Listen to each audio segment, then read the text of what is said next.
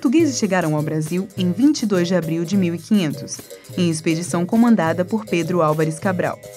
À procura de novos produtos, riquezas naturais e outros territórios, a corte portuguesa patrocinava oficialmente as grandes navegações.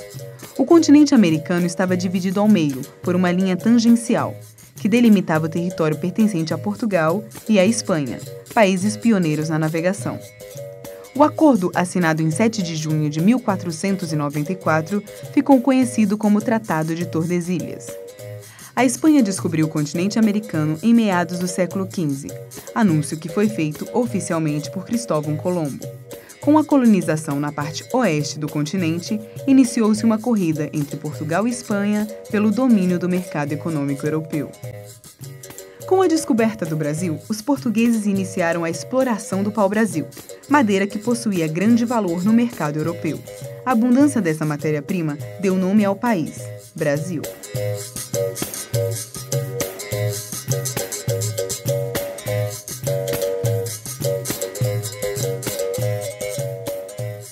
Com a descoberta do território brasileiro, uma carta foi enviada ao rei de Portugal pelo escrivão da expedição, Pero Vaz de Caminha, anunciando a conquista. O primeiro contato com os povos nativos, chamados índios pelos portugueses, determinou o modo como a colonização portuguesa foi realizada no Brasil. A colonização foi marcada pela necessidade dos portugueses de produzir e explorar riquezas naturais para competir no mercado europeu, e pela necessidade de mão de obra em abundância. A dificuldade em colonizar as populações nativas espalhadas por todo o território delimitou a transferência de trabalhadores africanos para o Brasil. Populações de todos os países da África foram trazidas para trabalhar em regime de escravidão na colônia.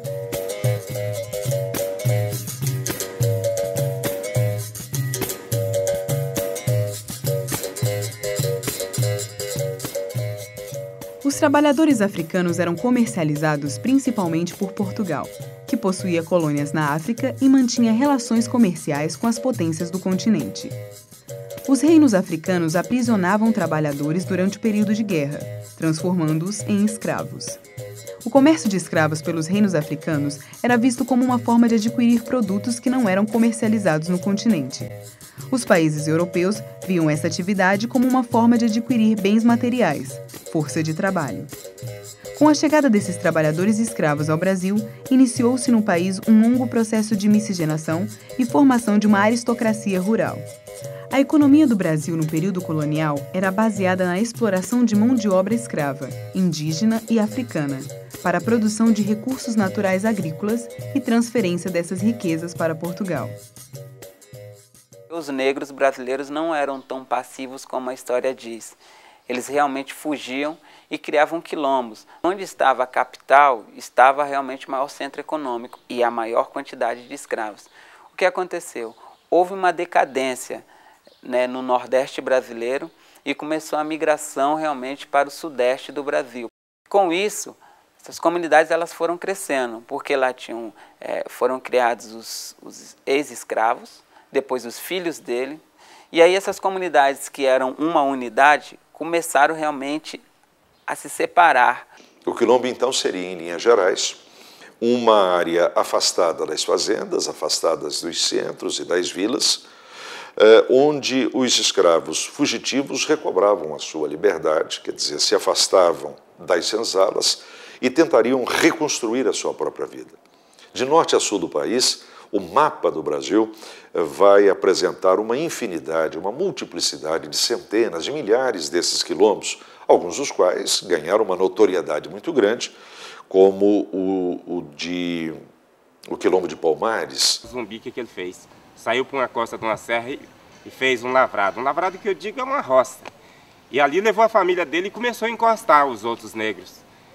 Aí foi indo até que se tornou em torno de umas 500 pessoas, vamos se dizer assim. Aí, quando escapava um negro apanhado, espancado, que ia para lá, eles acolhiam. O quilombo é uma dessas formas de revolta, é uma dessas formas de rebeldia contra a exploração abjeta dos seres humanos.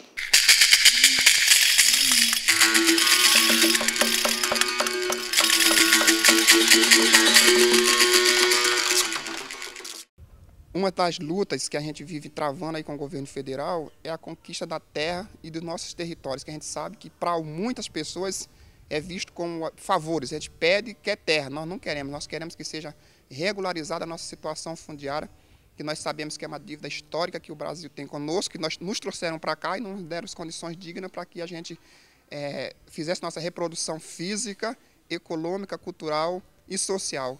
A Constituição de 88, a meu ver, traz consigo um elemento absolutamente inovador e extremamente elogiável. É o fato dela dar uma ênfase toda especial a essa ideia de democracia participativa, a essa ideia de cidadania. É a única Constituição brasileira que começa não com a organização do Estado, com as instituições políticas, do poder, mas começa exatamente com o capítulo dos direitos e das garantias fundamentais do homem e do cidadão. Quanto à questão do reconhecimento da área como um todo, todo território ele é uma construção social arbitrária. O território não existe, né, de fato demarcado, ele é uma construção social histórica.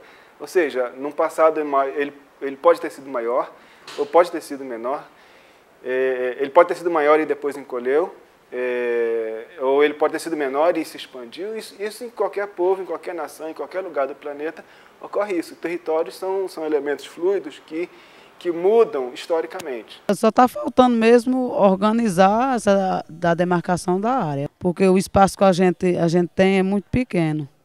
Não tem condições da gente ficar, da gente trabalhar e plantar e fazer uma casa. Estamos até fazendo um apelo para o governo hoje que ele facilite as coisas das titulações de terras, que a gente tem muitos problemas nas comunidades quilombolas. É o antropólogo, a partir da sua pesquisa de campo, do diálogo com a comunidade, que apreende, né, assim, essa prática social da comunidade e, em cima disso, compreende especificamente que território, que tamanho de área é preciso para garantir que essas práticas sociais se preservem.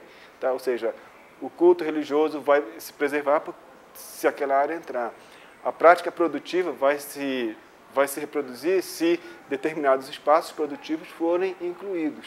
Nós fazemos a tradução do anseio, da necessidade da comunidade e colocamos isso à disposição do restante, né, do aparato jurídico, aparato administrativo do Estado brasileiro.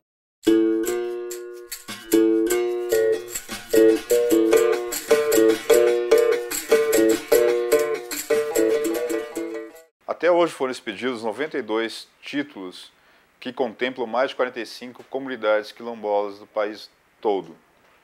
Na verdade, esses títulos foram dados pelo INCRA, pelo Instituto de Terras de alguns estados e alguns, inclusive, pela Fundação Cultural Palmares, quando essa tinha essa incumbência também de regularização dos territórios quilombolas. O Estado entende que para o Estado proteger, ele precisa também ter um documento que diga ele é quilombola, então, por isso, o Estado está defendendo juridicamente. E é o nosso papel, o papel da Fundação Cultural Palmares. A subsecretaria trata de políticas para as comunidades quilombolas, comunidade de terreiro, comunidade cigana e comunidade indígena. O papel do INCRA, e todo mundo sabe, é da regularização fundiária, da terra. É ir na comunidade e fazer uma reunião com a comunidade, explicar todos os passos. E vai chegar no fim, vai ser um título coletivo, indivisível, com várias restrições, né, que vocês não vão poder vender, vocês não vão poder dar de garantia no banco. Cabe ao INCRA também defender o interesse das comunidades quilombolas. Aí sim, cabe à Procuradoria, os procuradores do INCRA defender. Então, a nossa parte é essa assessoria jurídica, ver se o processo segue os dispositivos legais existentes para isso, Decreto 4887, Lei 9784, que é a Lei de Processo Administrativo, Constituição Federal e demais leis do nosso ordenamento jurídico, para que esse processo, mais tarde, não seja combatido no âmbito do Poder Judiciário e corra o risco de ser anulado ou suspenso e os direitos das comunidades fiquem ainda sem serem atendidos. Agora, de pouco tempo para cá que a gente foi pegando conhecimento com as leis, né, com as autoridades, a gente foi tendo informação e foi buscando essa informação e os mais velhos foi passando as informações para a gente, como é que é. Nós viemos já há bastante tempo lutando, eu vou dizer assim, que até desde os meus antepassados, meus pais, meus bisavós, e ter o reconhecimento que aquele pedaço de terra são deles, ali onde eles moram. Mas principalmente por se tratar agora da titulação que é feito pelo INCRA, e a gente encontra que é um processo moroso, um processo demorado. Nós fomos publicados no Diário Oficial da União de 10 de março de 1999 o reconhecimento daquela comunidade como comunidade quilombola. E daí também fomos contemplados com um certificado, com laudo antropológico, com todas as necessidades exigida para que essa comunidade fosse reconhecida. E até hoje a titulação ainda não saiu, e com isto, essa comunidade que é carente, ela vive na pendência, por exemplo, não temos escola. O que a gente atua mais aqui são na defesa dos interesses possessórios, né? Digamos que tem um proprietário que entra com ação de reintegração de posse contra aquela comunidade, então a gente vai atuar na defesa deles, para garantir a posse daquele território para as comunidades, certo? Então, a parte operacional de desapropriação de terras para serem concedidas para as comunidades, isso aí fica a cargo do INCRA. A primeira coisa que o advogado do fazendeiro vem nos questionar é dizer baseado nem que nós estamos questionando. Mesmo sabendo que é algo nosso, mas a gente tem que provar que é nosso e provar que nós estamos amparados com munições. E o artigo 68, ele diz, juntamente com 215 e 216, diz que a terra é de fato nem quem nela mora e tira seu sustento. Nós estamos ali desde 1500. Quando eu digo nós, é porque os nossos antepassados chegaram e nós somos remanescentes de fruto dessas pessoas ali que muito doaram o seu sangue em termos de resistência. Mas com certeza, a gente já teve alguns avanços, porque só já está saindo das nossas comunidades para discutir políticas públicas com igualdade a nível de Brasil, isso é histórico. O que o relatório antropológico tenta levantar é essa trajetória, ou seja, a trajetória desse território ao longo do tempo e cruzar essa informação dessa trajetória do território com a real reivindicação da comunidade hoje. Alguns antropólogos fizeram esse trabalho voltado para o movimento negro, eles andaram no Maranhão todinho fazendo esse trabalho para ser reconhecido, né, a nossa comunidade. Essa definição do território, ela tem sofrido todas essas ingerências. Isso é próprio da realidade social, né? Assim, o estranho seria se isso não acontecesse, se a gente vivesse num mundo maravilhoso. Agora, num mundo maravilhoso, os quilombolas não necessitariam de uma política específica para reconhecer o direito deles. Eles já teriam esse direito reconhecido anteriormente. Então, assim, a gente tem claro que isso ocorre e isso é da dinâmica social. A gente tem que se efetivar, tem que se munir de instrumentos para vencer essas dificuldades. Os documentos de quilombola, esse registro de quilombola, no INCRA, com a Fundação Palmares, etc., é um problema muito sério. Os nossos mais velhos estão lá, estão com a cabeça boa, estão inteiro, estão consciente do que quer e do que não quer, e eles têm muito medo dessa questão de, por eles terem sofrido muito, né, com essa questão dos fazendeiros, para conseguir o documento de uso campeão, eles têm medo de mexer de novo com o governo, com mexer no negócio de terra, de fazendeiro, sabe?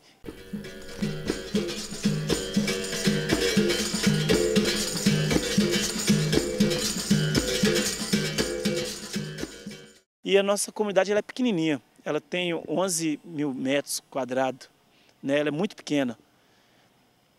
E as outras terras em volta da nossa comunidade é baquiara, de fazendeiro, que não tem utilização nenhuma, os fazendeiros tudo quebrado, nem gado tem na baquiara, e até para a gente passar dentro dela dá problema. Aproximadamente em 81, 82, que foi assassinado um líder sindical nosso lá na área, o falecido Sebastião Lan, que também lutava pelaquela comunidade, que tanto é que na parte de Cabo Frio, o INCRA reconheceu como assentado de reforma agrária. E do lado de São Pedro Aldeia, essa terra ficou conhecida como terra de quilombola. Tem um deputado do PFL, senhor de Valdir Colates, parece que é de Santa Catarina, está fazendo um manifesto tão grande dentro da Câmara de Deputados para que seja vetado a IN, né, número 20, e a convenção normativa a 169, que tira essa sustentação do decreto 4887. Nosso decreto, ele busca tirar alguns artigos do decreto 4887 que exorbitam a lei, como essa questão da autodefinição, da autodeclaração de que é descendente de quilombolas. Isso é uma questão que nós temos que fazer um estudo mais profundo nesse processo, e a questão da territorialidade. Eu não posso simplesmente me autodeclarar e dizer que sou o beneficiário, né, ou tenho o direito em cima de uma propriedade que, através de um laudo antropológico muitas vezes manipulado, venha a tirar toda uma história real de um local e transformar numa outra história, buscando aí desalojar quem está lá para alojar outros. Recentemente, há uma semana, aconteceu um fato muito desagradável, já vinha acontecendo anteriormente com pessoas lá da comunidade, do gado do fazendeiro comer a roça, principalmente do meu pai, comer toda. Há 8 anos que eu trabalho aqui numa greva de terra aqui, o cara chegou lá, o cartão passou o documento da terra para ele, não tem o que sair, mano. Aí, sem poder trabalhar, sem poder plantar, nem conhecer a posse, o cara não conhecia. Disse que tinha comprado a posse. Aonde eu trabalho, porque eu plantava, colhia de lá, eu tive que sair, para não brigar, né? Eu sozinho vou brigar com gente forte, gente rico, eu não tenho condições de ficar aí, né? O agronegócio e os fazendeiros não querem entregar as terras, então, e como na grande maioria, ou eles compraram de forma ilícita, ou ocuparam, e quem comprou de forma ilícita e quem ocupou não recebe indenização pela terra, só recebe as benfeitorias, então isso normalmente gera algum tipo de conflito. Hoje, com essa nova visão de territorialidade, trouxe toda essa complicação em que você contesta o direito líquido e certo e escriturado dessas propriedades, desses proprietários, e que eles teriam que se retirar sem a devida indenização. Entendo, se o governo quiser fazer essa política, ele tem que indenizar prévia justamente os proprietários, né, que estão lá legítimos proprietários, e que depois, então, eles façam os assentamentos onde seja reconhecido um quilombo. O direito quilombola, ele interfere em grandes direitos, em direito de fazendeiro, em direito de outros. Então, por isso ele é contestado. 99% da terra está tudo na mão dos fazendeiros, fora aí dos proprietários particulares. Proprietário não, os porceiros, que eles dizem que a gente tem que... Porceiros são eles que não são dono da terra, né?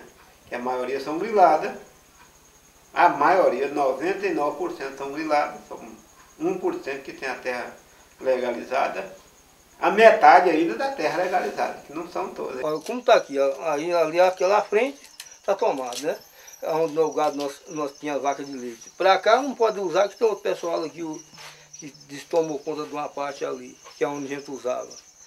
Aí nós sobrevivemos, dá esses problemas. Inclusive a gente trabalhava aqui mais perto, foi obrigado a sair esguaritado, trabalhar, e o mesmo trabalho daqui de 16 quilômetros. E mas só certo, tem que carregar as coisas de lá. O que eu produzo de abóbora, batata, o inhame, a banana, o feijão, o milho, tem que carregar de lá. Se eu querer servar um porco aqui, tem que carregar de lá para servar o porco. Criar galinha, tudo.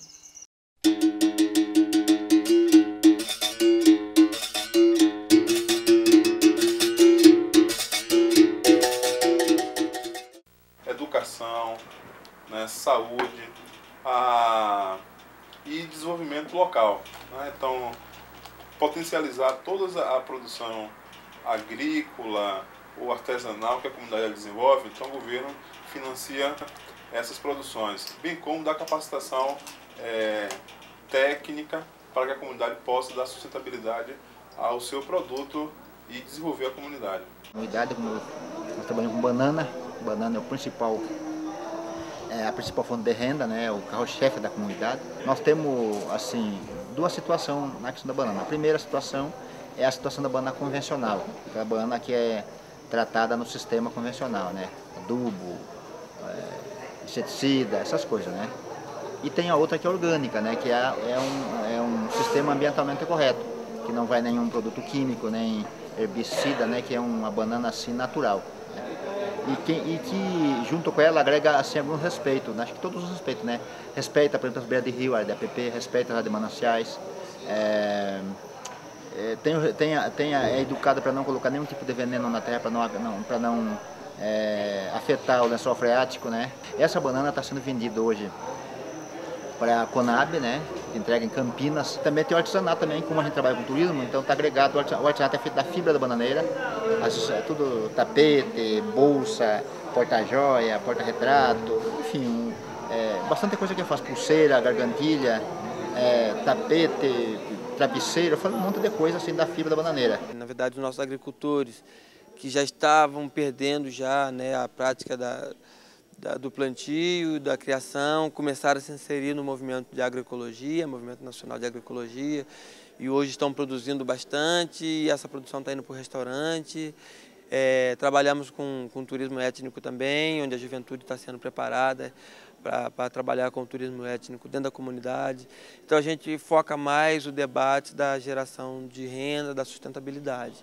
Produzir mais rapadura, plantar milho, criar porco, galinha, mandioca, essas coisas, e umas vacas de leite também. Mas o primeiro passo mesmo é rapadura, e é o que nós estamos querendo ampliar mais. Aí nós vamos ver se nós plantamos mais uns 10 hectares para nós fazer uma boa safra de rapadura, que é a minha paixão. Eu gosto de mexer com doce e sei fazer. Se Deus quiser, nós vamos fazer isso aí. É a agricultura para a subsistência.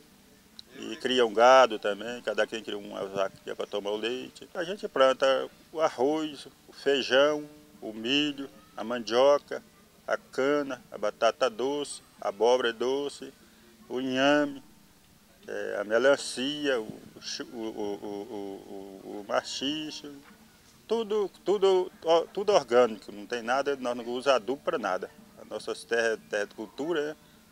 Em áreas acidentadas, buqueirão de serra, mas terra cultura boa. Né?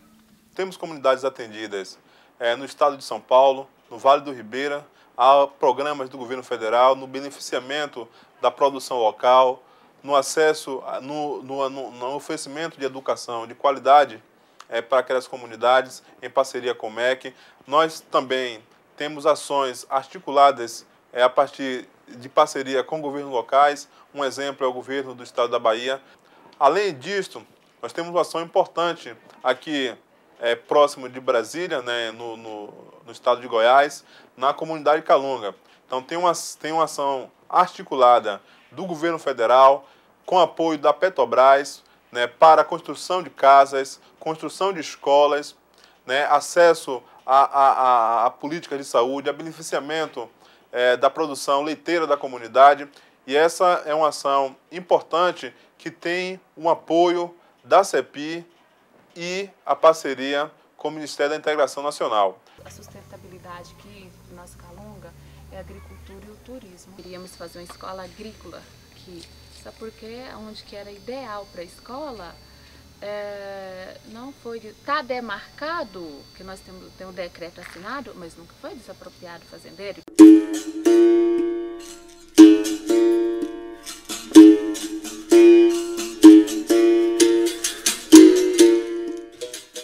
O município de Cavalcante surgiu no início do século XVIII, durante o período de descobertas de metais preciosos na região centro-oeste do Brasil. A descoberta de ouro e manganês, entre outras riquezas minerais, motivou os bandeirantes a explorar os recursos naturais do sertão de Goiás, deslocando as populações africanas para o trabalho escravo na região. Durante o período de prosperidade do ouro, Cavalcante chegou a possuir uma casa de fundição com mais de 9.000 escravos. Muitos fugiram e ocuparam as serras que cercam a cidade, fundando a comunidade remanescente de Quilombo Calunga, que hoje abrange diversas comunidades quilombolas, distribuídas entre os municípios de Teresina, Monte Alegre e Cavalcante de Goiás. Nessa comunidade minha aqui, da Engenho 2, né? Engenho 2, município de Cavalcante, aqui ela tem 220 famílias, aproximadamente tem mais 600 pessoas. Não todas diretamente aqui, mas filhos daqui tem umas 600 pessoas, né? Mas o tamanho da comunidade todo, do quilombo todo, quilombo Calunga, é 253 mil hectares, né? E aproximadamente aí uns 6 mil habitantes. Eu estou focada aqui diretamente assim para saúde, educação, turismo, que eu acho que isso engloba tudo, né? E então eu tenho buscado muitos cursos assim de capacitação para eles, de reciclagem. Busquei um curso de condutores de visitantes para eles, primeiros socorros, trilhas, um monte de curso em um só.